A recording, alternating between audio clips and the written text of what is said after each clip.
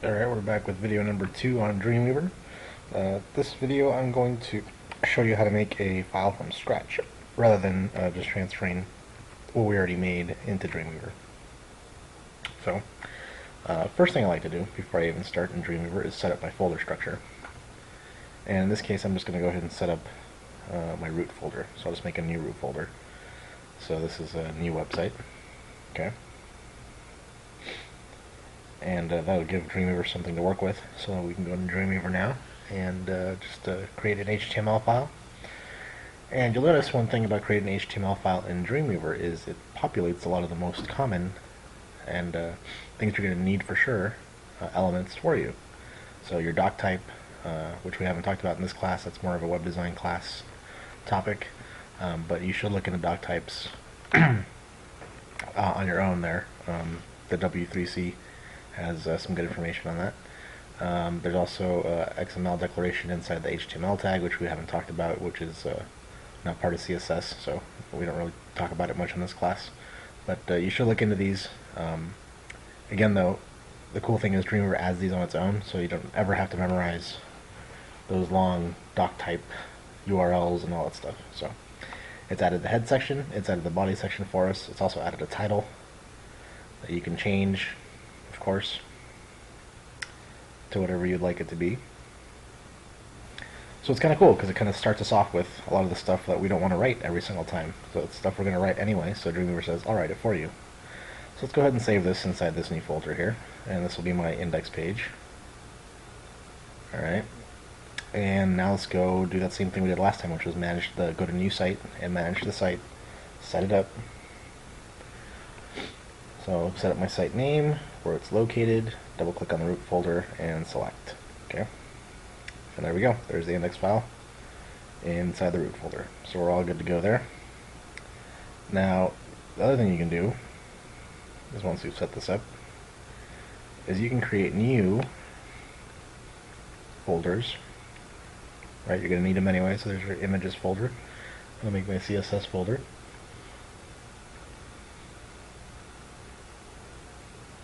And the cool thing is Dreamweaver automatically shows them for you. In case you don't see them down here, though, there is a refresh button, and then you should see them in the view there. So you can update things either way there. So let me show you one of the coolest things about Dreamweaver. Is I'm going to go ahead and type out an element here, and I'm going to start with my less than sign. As soon as I type that in, Dreamweaver goes, well, that's the start of an element. So here's all your available elements that HTML has that you can possibly use, right? Some of these you know, some of these you don't know, some of these I don't know, right? Some of these are very seldom used, if ever. Some of these might not even be valid anymore, but all of your available elements are there for you to choose from, which is kind of cool before you even start typing anything. All I've typed in is that less than sign. So I'm going to add a div, so I can just hit enter when I come up on the div. So let me show you that again. I can start typing it, simply scroll down to what I want, hit enter, voila. Now, if I could add the greater than sign and close this, or I could hit space. And if I hit space, Dreamweaver goes, oh, well, if you're going to have a space after your element name, you must want an attribute. So here's the attributes that are available for you to use with this element, right? All in one box for you to choose from. Again, you can just scroll down, pick one that you're going to use, and go with it. Some of these you don't know, of course, some of these you might. In this case, I'm going to create an ID here. So I'm going to go down to ID and hit enter. And you'll notice, because it's an attribute, all attributes have the equal sign and the quotes. So it automatically puts those in, and it sets you up exactly where you want to be, which is in between the quotes. And it pops up this box. Now, if I had already linked to a CSS page, and that CSS page had IDs styled, they would appear here. And you can just select that ID that you've styled in CSS, and it would apply it to the div. But I don't have any CSS set up for this file yet because we just created it. It's brand new. I haven't created a CSS page yet. So I'm just going to go ahead and name my ID here first instead of and then go create it in the CSS later. Okay. It's kind of nifty. So container. So as I start typing it, the names of the IDs would show up here, but we don't have any. So that's why it's empty there. Okay. And it gives you the option there to attach a style sheet to the entire page, which you could do from there, or you could do it with the link tag like we've been doing. The other thing Dreamweaver does for you is if you then go to try to close this, all I have to do is hit the /, and it automatically closes the last opened element that hasn't been closed yet. So, kind of nifty, right? Does things for you. This is where Dreamweaver is more advanced than Notepad and more advanced than Notepad++ or TextEdit, and that it knows what you're trying to type out. Right? Select your attributes, automatically sets things up for you. Kind of nifty, right? Excuse me. So, feel free to play around with Dreamweaver.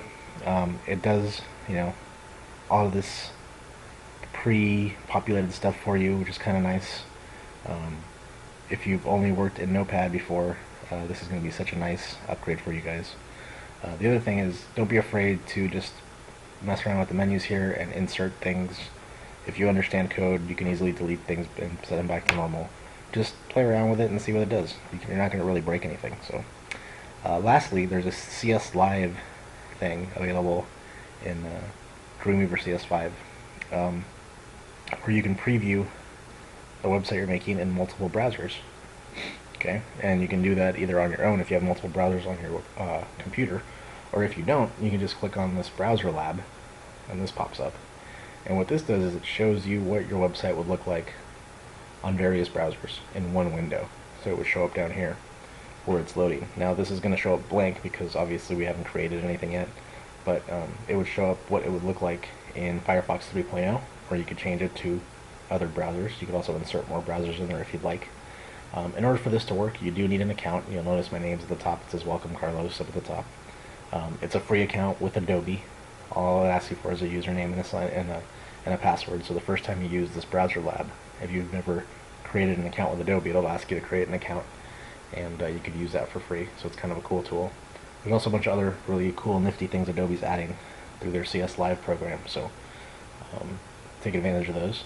Or you could just preview your browser here.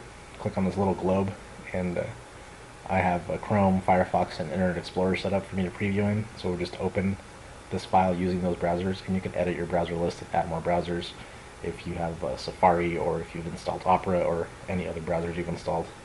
So, pretty cool thing there.